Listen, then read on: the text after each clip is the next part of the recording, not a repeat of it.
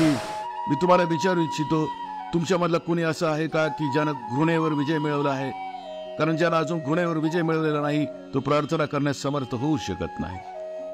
मी तुम्हाला प्रार्थना करायला सांगण्याआधी मला ही माहिती हवी आहे की तुमच्यामधला कुणी असं आहे का की ज्यानं घृणेवर विजय मिळवला आहे? त्या हजार लोकांमधून कुणी उठताना दिसलं नाही. आणि मग एक माणूस उठला की ज्याचं वय 104 वर्षाचं होतं. आणि मग तो असं म्हणाला, मी खुश झालो आहे, आनंदित झालो आहे, प्रसन्न आहे, कारण हजारात एक तरी माणूस असा मिळाला की ज्यानं घृणेवर विजय मिळवला आहे. तरी खूप झालं. आणि जर एकही माणूस या सभागृहामध्ये उपस्थित आहे तर त्याची प्रार्थना नक्कीच पोहोचेल आणि त्याच्याबरोबर आम्ही पोहोचून जाऊ. त्या फकीराने त्या माणसाला विचारलं की सांगा, तुम्ही तुमच्या आयुष्यामध्ये घृणेवर विजय कसा मिळवला? आणि त्या वृद्ध माणसानं मोठ्या सहजपणे म्हटलं, कारण ते सारे दुष्ट ज्यांनी मला सतावलं होतं आणि ते सारे मूर्ख ज्यांनी मला त्रस्त केलं होतं आणि ज्यांच्याविषयी मला घृणा वाटत होती ते सारे मरून गेले.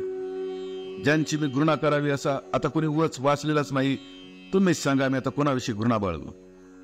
104 वर्षाचं वय आहे, जवळजवळ सारे लोक मरून गेले आहेत. ज्यांच्याशी आयुष्यात काही भांडण, काही संघर्ष होता, म्हणून म्हणाला आता काही घृणा असण्याची जरुरीच राहिली नाही.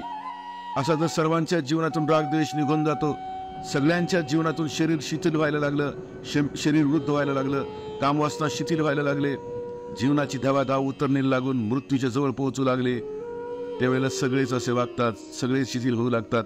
जसं माणूस मृत्यूच्या जवळ पोहोचू लागतो तसाच प्रतिस्पर्धी कमी होऊ लागतात. परंतु ह्या पद्धतीने जर कोणी असा विचार केला की प्रार्थना यशस्वी होईल तर कधीही शक्य नाही, कदापिही शक्य नाही.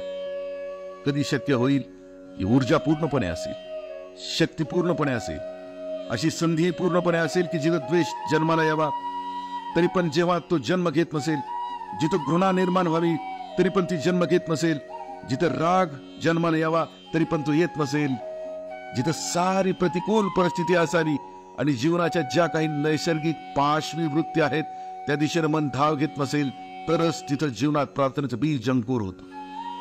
आपण सारे असे लोक आहोत की आपली इच्छा तर अशी असते की जीवनात प्रार्थना फुलावी, प्रभूशी मिलन व्हावं, आनंद निर्माण व्हावा आणि ज्या पर्वत शिखरांचा प्रकाश कधी क्षीण होत नाही ते बघण्याचे सामर्थ्य आपल्यात यावं. आणि जिथं अमृताचा निवास आहे त्या अनुभवांच्या खोलपर्यंतची गहनता आपल्यामध्ये यावी. जिथं परमप्रभू विराजमान आहे त्या मंदिरात प्रवेश करावा अशी आपण आकांक्षा करतो. पण 24 तास आपण घृणेच्या बीजाला पाणी घालत असतो, द्वेषाला संभाळीत बसतो, शत्रुत्वाचं पालन करतो आणि जेणेकरून जमीन खराब करता येईल ते सर्व प्रकारे आपण सारे जण ती खराब करीत असतो. तरी आपण विचार करतो की कधीतरी भगवत भक्तीचं फूल फुलेल, उमलेल, पण ते शक्य नाही. जे असमंजस आहेत, जे लोक अज्ञानी आहेत, ती इच्छा आणि द्वेष यांच्यातच आपलं जीवन समाप्त करून टाकतात. त्यांच्यापाशी न शक्ती शिल्लक राहते, न वेळ शिल्लक राहतो, न चेतना शिल्लक राहते जी माझ्या दिशेनं, जी परमात्म्याच्या दिशेनं वाहू शकेल. परंतु जे ज्ञानी लोक आहेत, आणि ज्ञानी कोण आहेत? ज्ञानी तेच आहेत ज्यांच्यात आपल्या जीवनाला निरंतर आनंदाच्या दिशेनं प्रवाहित करण्याचं सामर्थ्य आहे. आणि अज्ञानी ते आहेत जे आपल्याच पायानी नरकाची यात्रा करतात, जे आपल्याबरोबरच आपला नरक घेऊन जातात. कुठेही पोहोचले तरी ते नरकच निर्माण करतात.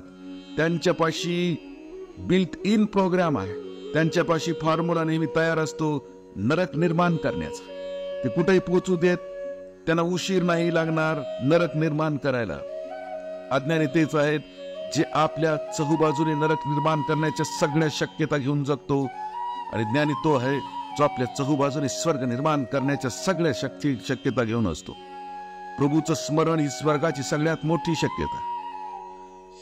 जो ज्ञानी आहे, ज्याला आपलं मन निष्काम केलं आहे, पवित्र केलं आहे, ज्याच्या जीवनात पुण्याईचा सुगंध निर्माण झाला आहे, ज्यानं फुकट माजलेलं तण उपटून फेकून दिलं आहे, आता जो राग द्वेषात जगत नाही, आता जो निरंतर भगवत भजनाच्या दिशेने जातो आहे, उठतो आहे, बसतो आहे, चालतो आहे, डोलतो आहे, जे काही करतो आहे, ज्याचं प्रत्येक कृत्य प्रभूला समर्पित आहे आणि ज्याचा प्रत्येक क्षण त्या प्रभूच्या अस्तित्वासाठी धडपडतो आहे.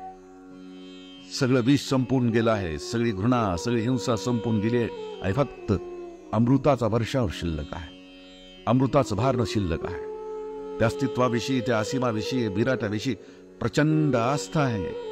तिथंच प्रभू आहे आणि तिथंच प्रार्थना आहे. जय हो, मंगल हो.